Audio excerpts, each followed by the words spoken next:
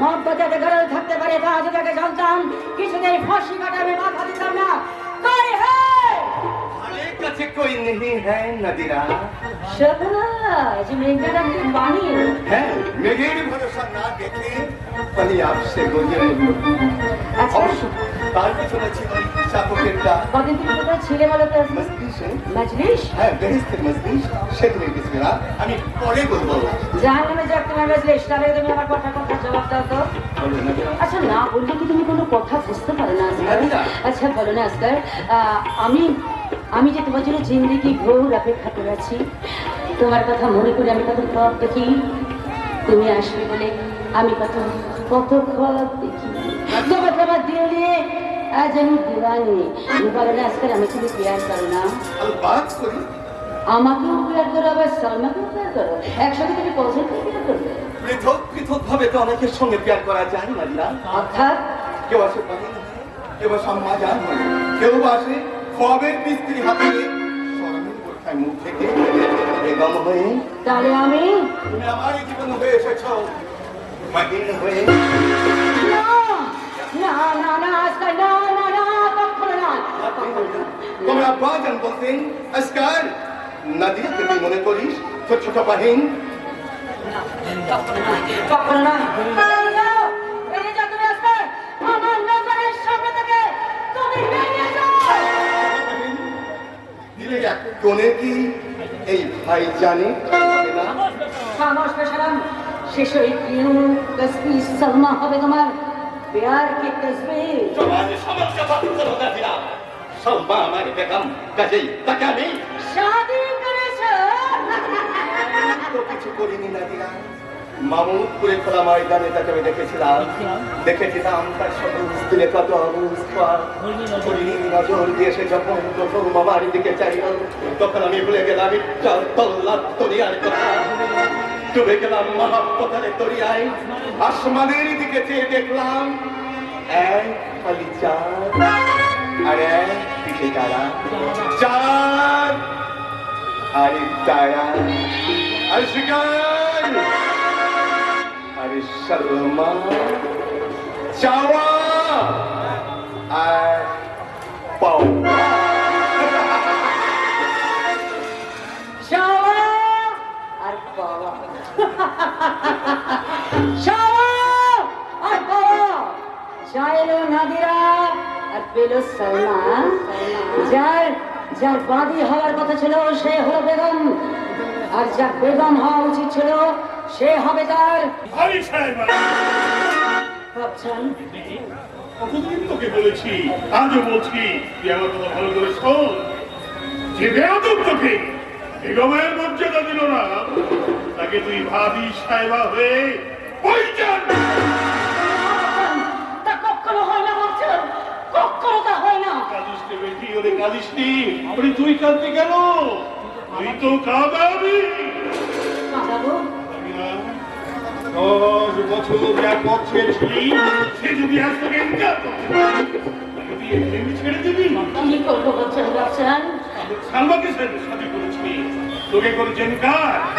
তুই তাকে রেহাই দিবি না? আমি কি করবো? সন্তানকেই তুই শাদি কর। আমি ঠিক কথা বলছি বেটি, আমি ঠিক কথা বলছি। ওরে তোর আরামের চিন্তা ছাড়া এই দুনিয়ায় আমার আর কি আছে রে বেটি?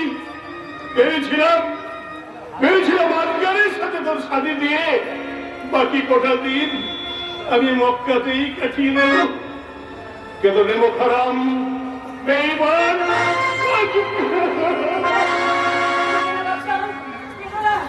তুমি চুপ করো, তোমার চোখের পানি আমার সহ্য হয় না। আমি সুলতানকেই শাদি করবো। যা চেয়েছিলাম তা যখন পেলাম না, যা কোনোদিন চাইনি তাই নিয়ে দেখবো। যার খোয়াব কখনো দেখিনি তাকে দেবো সোহা, আর যার জন্য দিলে রেখেছিল সোহা তাকে দেবো ধরো। ইমানের সঙ্গে যাকে আমি কাছে বেঁধে দিয়েছিলাম সেই বেলমান বেইজ্জত বেসরত হাসান আলীকে দূরে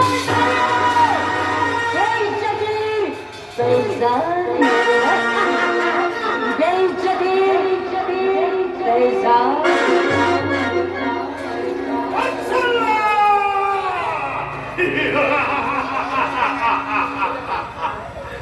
শয়তান সিদ্ধিবদর খুব শীঘ্রই তোমাকে অন্ধকার কারাগারে নিক্ষেপ করে ওই মস্তকে বসবে।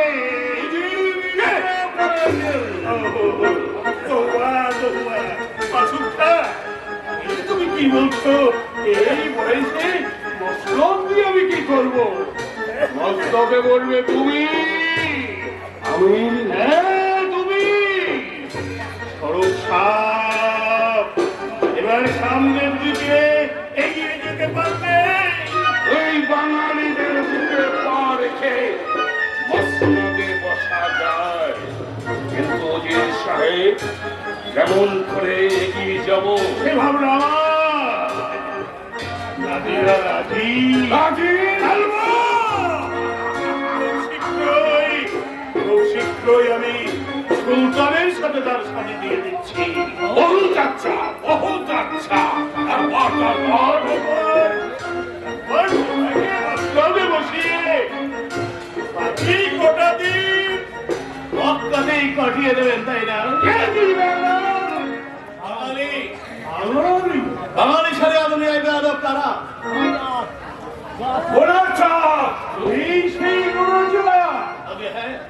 আমি সেই গোরাচা বাড়ি সাত শেখার গন্ডগ্রাম মোহাম্মদপুর জাতে বাঙালি আর পেশা বাংলার হিন্দু মুসলমানকে জোটবদ্ধ করে আপনাদের বিরুদ্ধে লড়িয়ে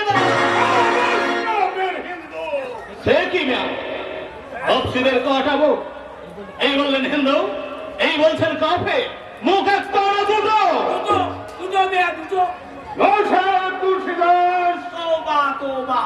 এই তুলসী পাতায় হিন্দুরা পুজো করে, সুতরাং ওনামটা থাক। এই তার যে সুজা কথায় বলুন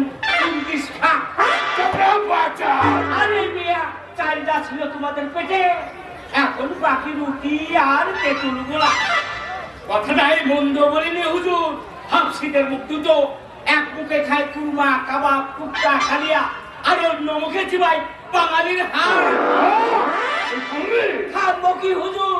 বাঘে বেশি বলেনি। বাঙালি যাত্রা ভেড়ার জাত, একজন মাথা তুলে দাঁড়ালে 1000 জন মাথা তুলে দাঁড়াবে। বেকুব বেয়াদব বেহুদা বাঙালি যাত্রাকে দিলে কি হবে? বাঙালিরা কবর থেকে কথা কয়। তুমি খেয়েছো বাবা? এই সেই গোরাচা। তুমি গোরাচা? আগে হ্যাঁ, এখানে কি দরকার? অস্কর আলীর সঙ্গে দেখা করতে চান। দেখা পাবে না, এই মাত্র সে ঢাকা বিদ্রোহ দমন করতে গেল। ওটা কথা ছিল, বাঙালির কোনো কথা আমি শুনবো না। অথচ বাস করছে না বাংলা, তারা ভাত খাচ্ছে না বাঙালি। কি হয়েছে? বাংলার ভাত মেটে বললি চুমা ঠেকুর। তুমি কি জানো না জবাব?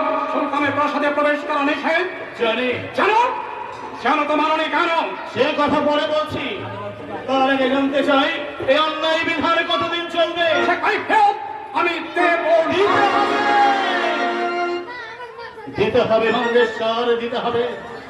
আমরা বাঙালি, বাংলা বাজারে জন্ম করি, বাংলার বাপি আমাদের শৈশবের খেলাঘর, যৌবনের সপ্তবার থাকবে তীর্থক্ষেত্র, 7 পরিবারের দণ্ডমণ্ডের বালি গাত্রী, কলস্তি রচনা করবে অন্যায় বিধান।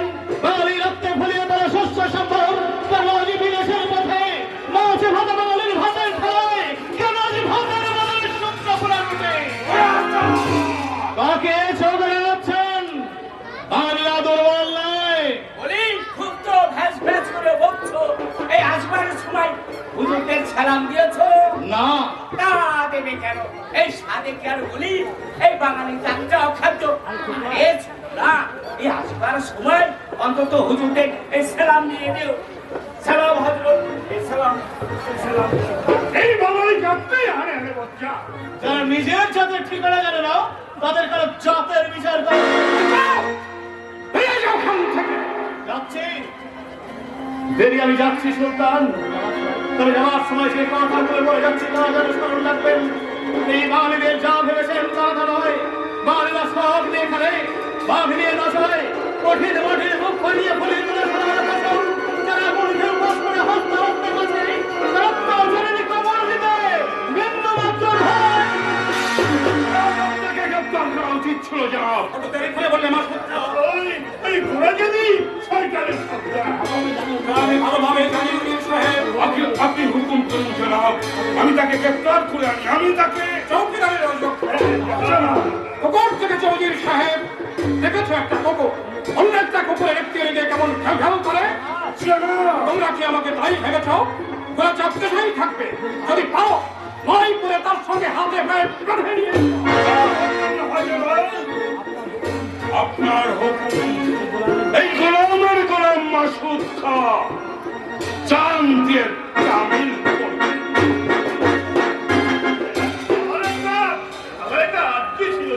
বেশ করে আমার ছোট্ট নাদিরা তার বাড়ির কাছে নাকি বলেছে জাহাপানাকে ফসল রূপে না পেলে সে নাকি জহর খেয়ে মরবে।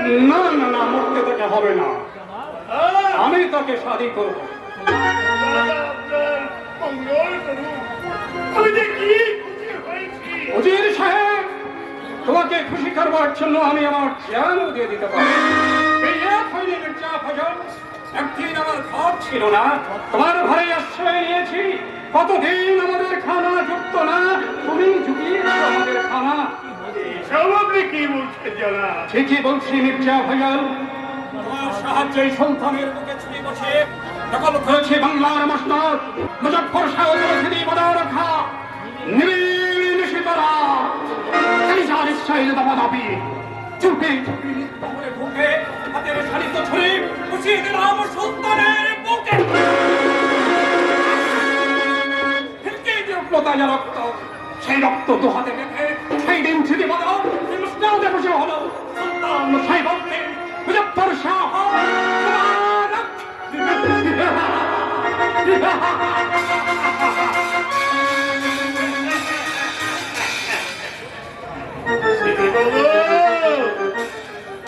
যে মির্জা ফজল একদিন তোমাকে মসনদে বসিয়েছিল, দুদিন পরে সেই আবার তোমাকে ওই মসনদ থেকে টেনে হিচড়ে নামিয়ে তোমাকে